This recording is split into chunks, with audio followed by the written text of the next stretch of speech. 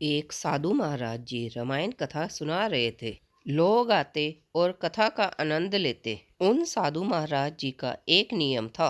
कथा शुरू करने से पहले आइए हनुमान जी विराजिए का आह्वान करते थे। फिर वह कथा शुरू करते थे। कथा सुनने के लिए रोज एक वकील भी आता था। उसने एक दिन महाराज से पूछा कि ये जो आप बोलते हैं हनुमान जी विराजिए, तो क्या हनुमान जी आते हैं? साधु महाराज जी बोले कि ये मेरा अपना विश्वास है कि जहाँ राम कथा हो रही हो वहाँ हनुमान जी जरूर पधारते हैं। वकील ने बोला, ऐसे बात नहीं बनेगी, आप सबूत दीजिए। आपको सबूत देना होगा कि हनुमान जी कथा सुनते हैं। महाराज जी ने बहुत समझाया, परंतु वकील नहीं माना। महाराज जी बोले, यह तो भैया भक्त और भगवान के बीच की बात है।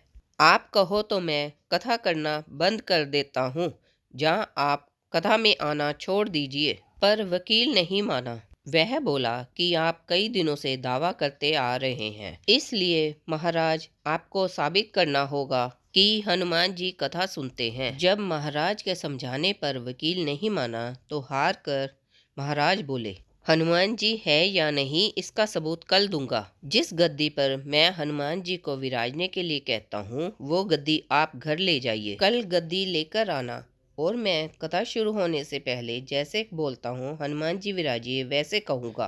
तब आप गद्दी को उठाना। अगर आपने गद्दी को उठा लिया तो समझना हनुमान जी नहीं है। तब महाराज ने बोला, जो हारेगा उसका फैसला भी कर लेते हैं। वकील ने बोला, अगर मैं हारूंगा तो मैं वकालत छोड़ के आपसे दीक्षा ले लूंगा। तब महाराज ने बोला, अगर मैं हार गया तो मैं भी कथा छोड़कर आपके ऑफिस में चपरासी बनूंगा।